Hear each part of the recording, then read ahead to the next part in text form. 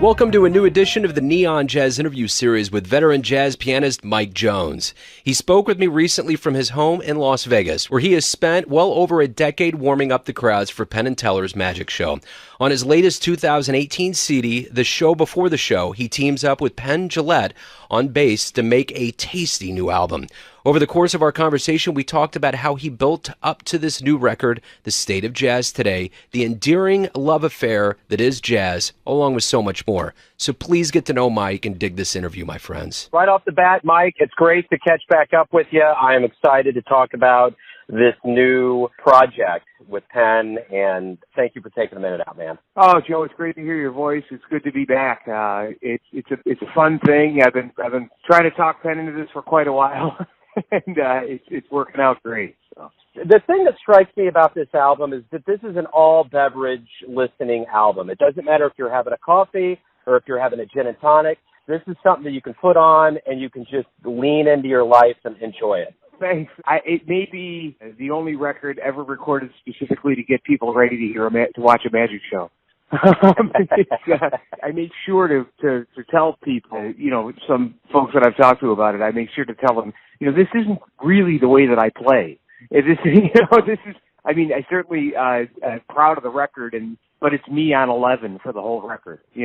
I'm playing every note I possibly can just to get people excited and ready to see the show. And you'll note there's no ballads. There's no introspection or reflection on this record. But that's our job. It's my job is to get people excited and happy. And as I often say, I like to play all the notes before the show starts. But But when we're having fun, clearly I think that comes across too, which was really important to me. Is I really wanted to make sure that people understood, that Penn's having a good time and we're playing, and enjoying it. Well, I guess that's a part of Penn's legacy is that no one really knows. I think people probably know that he digs jazz, but as far as him being a very adept musician, it's probably something that's not widely known. Yeah, it's getting more widely known, which is great. He just loves it. When he first started playing upright, one of the first guys he saw was Ray Brown at the Blue Note in New York, and he just, like everyone, fell in love with his sound and the fat tone that he got, and the string slapping and everything that Ray does for effect, and it's like being a piano player, deciding to learn to play the piano, and the first piano player you see is Art Tatum. You either get really discouraged or say, "Oh, I want to try that too." So, but luckily he went for the, I want to play every night. So it's worked out okay. So when this project started, you said it took a while to get to a point where you guys decided to do this. Tell me kind of the evolution of like the beginnings of this project all the way up into how you guys kind of sketched this out prior to going in the studio. The beginning of this idea came to be about probably 4 years ago.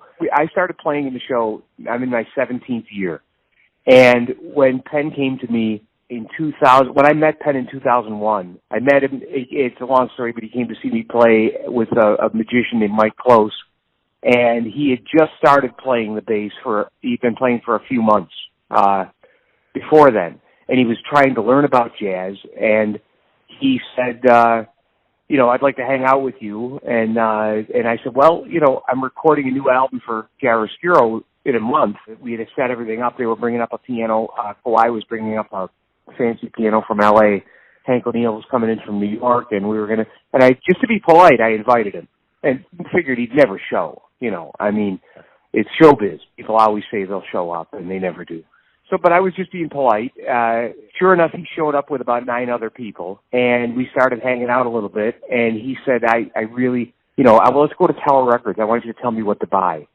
And he was just devouring everything. He was buying 50 CDs a week. We started doing that and hanging out a little bit more, and then I was going over to his house to watch movies with him and his girlfriend at the time, and they were still on the road at the time. They were at the Rio. They would come to the Rio for like a 4-week run or a 6-week run, and they would go out for 2 or 3 months or 4 months and come back. Anyways, at the end of 2001, he gave me a call, and he said they were in Virginia, and he said, look, we've got this crazy idea. We think we want to have you play in our show. And I said, what do you mean? He said, well, we want you to open the show. And I said, well, what do you need a jazz piano player at a magic show for? because I'm that good at self-promotion. And he said, well, I want to play with you every night. I said, Penn, you've been playing the bass for a year. What are you talking about? And he said, well, I'm not going to get any better if I don't play every night. And I said, well, that's certainly true. So they were going to be at the Rio full-time. He called me in December, I think, and they were going to, or beginning of January, and they were going to be there full-time starting in February. But they had a few stretches where they'd be off, and then we've been, starting in June, we've been there ever since, about 250 nights a year. So he came, we played the first night, he was scared to death, and I was scared to death, and the crowd loved it. And so the second night, he said, they changed the opening of the show, and they did all this stuff, and then about, a month into playing with them, they said, hey, we do this fire reading bit. Do you want to play the music for that? And then a couple months later, it was, we're writing these 2 new bits. Do you want to put music in them? And then, and it got to the point where I've written, 30 or 40 pieces of music for them over the years, and I play throughout the entire show. So we play for an hour before. So that's all that aspect of it. On this project as it stands, I did my first record for Tom Burns at Capri Records in 2013, and I had made a bunch of solo records for Chiaroscuro, and I had said to Tom, they had sort of given the label away to a public TV station because they guaranteed that they would keep everything in print, but they weren't recording new records. So I was basically looking around the web, and I saw that Jeff Hamilton had a new record out. And I looked at the label, and it was Capri Records.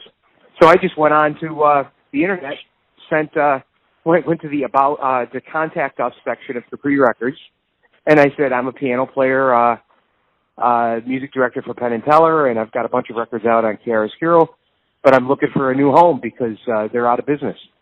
And about 2 or 3 days later, Tom Burns calls me himself and said, yeah, let's do something.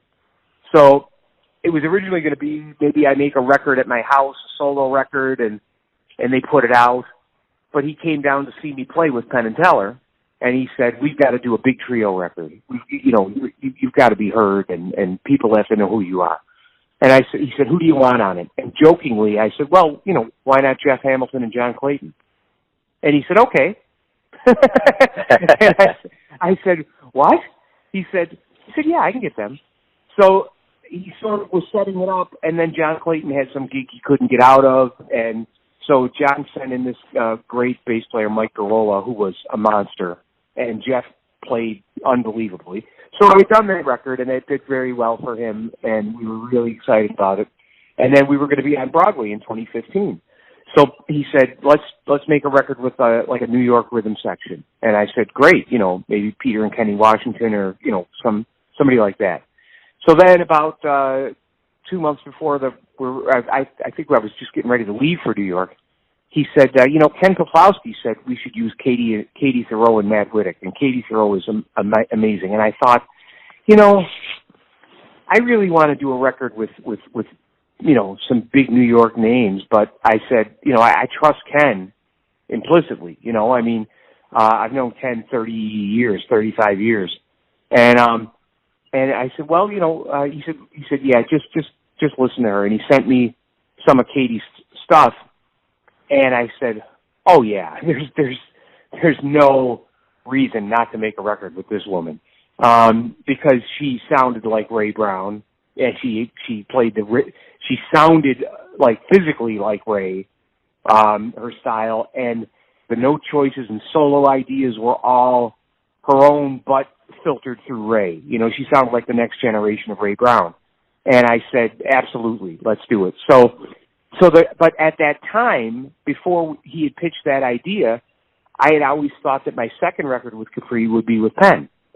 Because it's a natural thing. We're playing 250 nights a year in front of 1,400 people, and I've got, a great piano and great mics there, and I thought, let's make a record together. And Penn said, oh, I don't know if I'm ready. I don't know if and I said, well, I'll let you know when you're ready, and I think you're ready.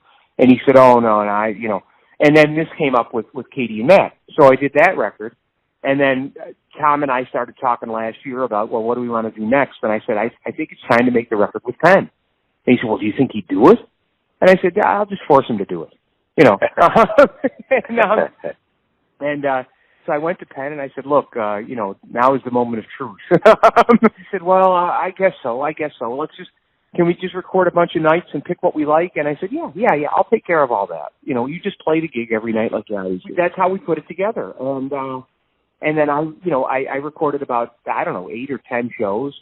And then I listened and picked out stuff that I thought, his energy was really good on and we were having fun with. And that's how we slapped it together. And very cool. That's a long, long story. And that's the short version. Yeah.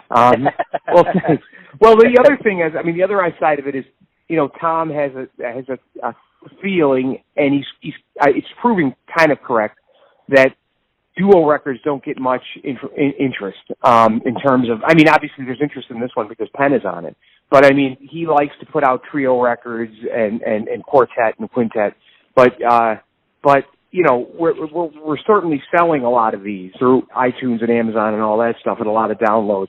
I think the fact that Penn is leading many more people to hear it than would normally. If somebody tweets and stuff saying, I wasn't into jazz, but Penn talked about this on his Sunday school podcast, and I went out and got it. Now you've opened up a whole new world to me, and I love this.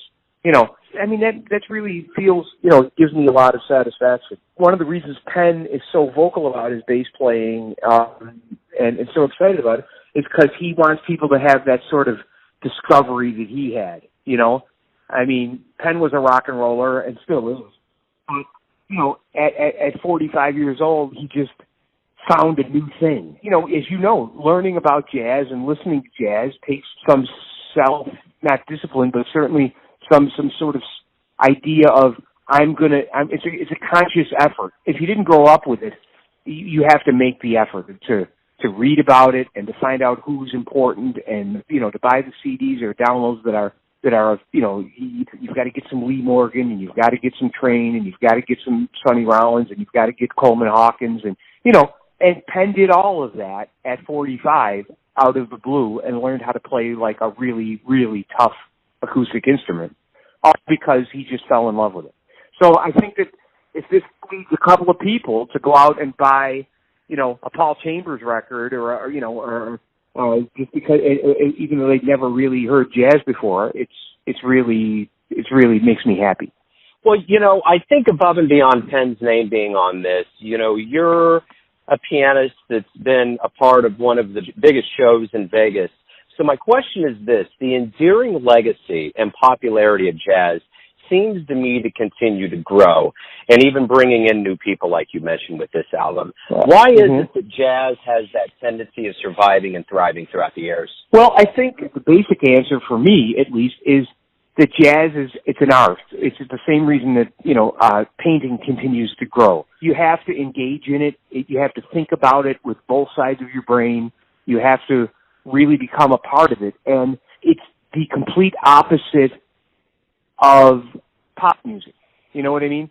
I mean, there's certainly great pop music over the years and great rock and roll but rock and roll is more like jazz. I mean, certainly the rock and roll that I like, you know, I'm old, so the stuff that I like of the Who and Zeppelin and the Stones, you know, there's thought and care that goes into that stuff. It's not setting a drum machine to a certain amount of beats per measure and coming up with a hook and just playing it over and over and over again.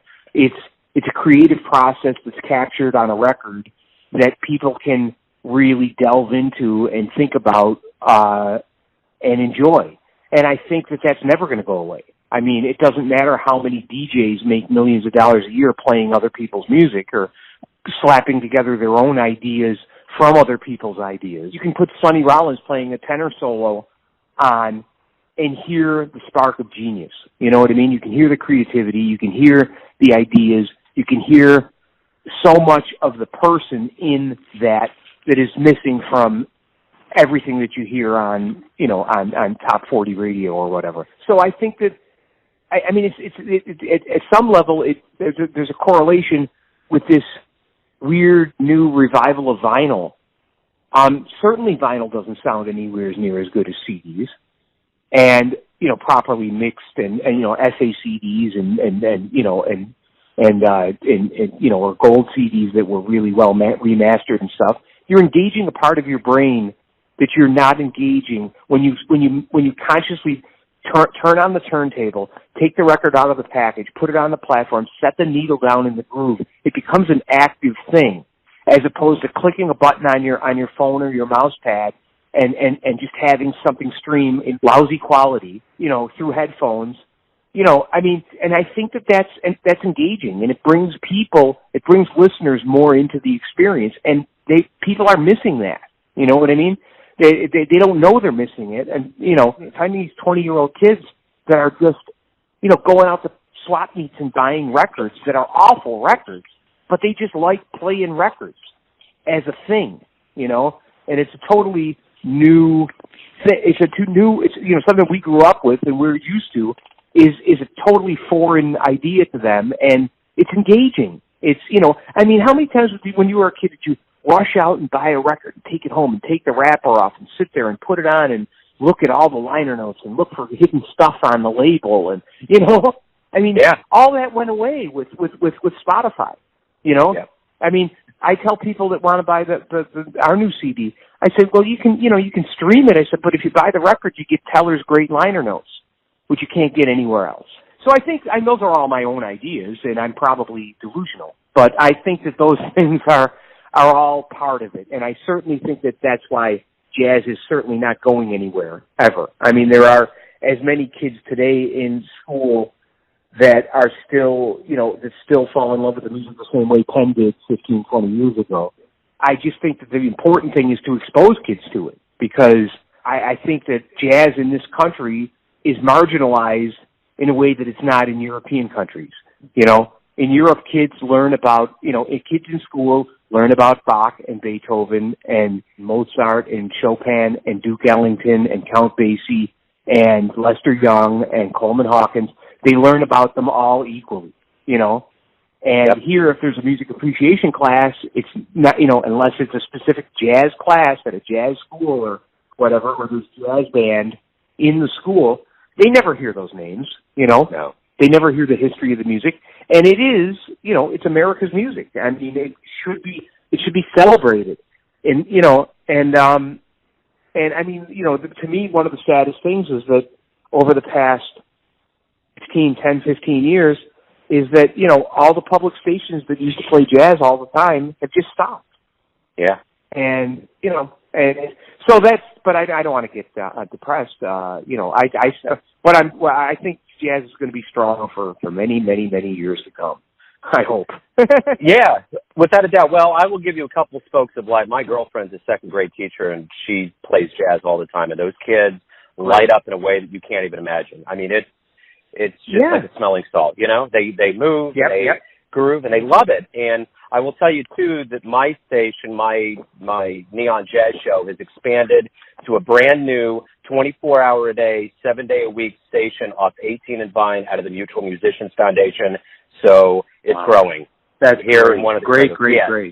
Yeah. So just kind of the rebut against that, just so you know, there's some spokes of light on the Kansas City front here to say that there were a couple nice spots of good news, and it's growing and it's expanding. But Mike, man, thank you for opening up about this album. The thing that gets me about what you described about jazz in this project with Penn is that jazz always, to me, when I boil down all of the essentials of how it works, is it's a love story.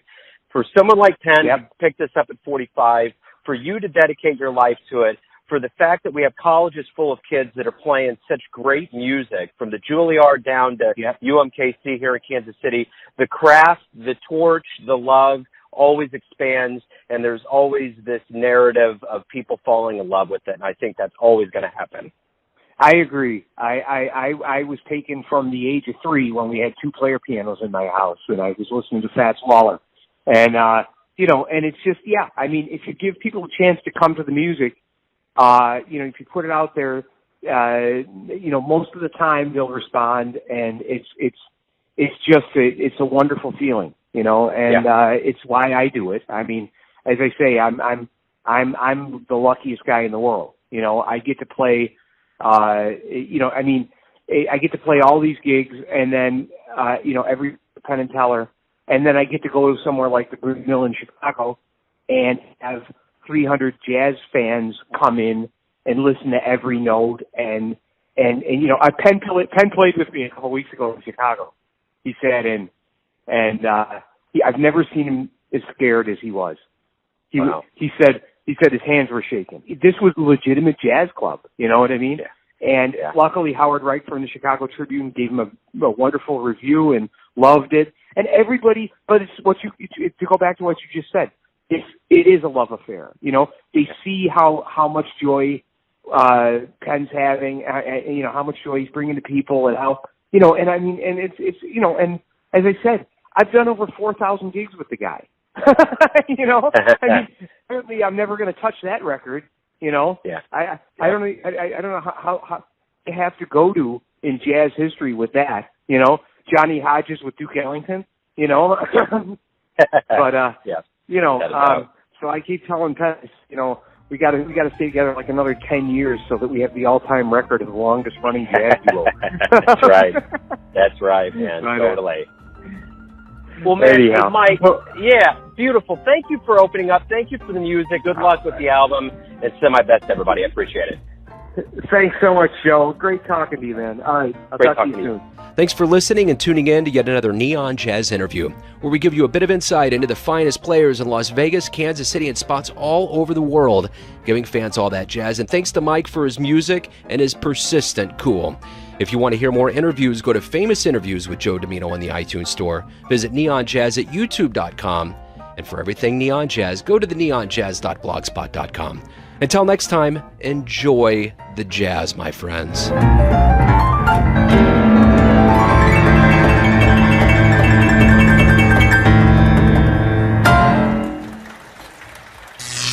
Neon Jazz.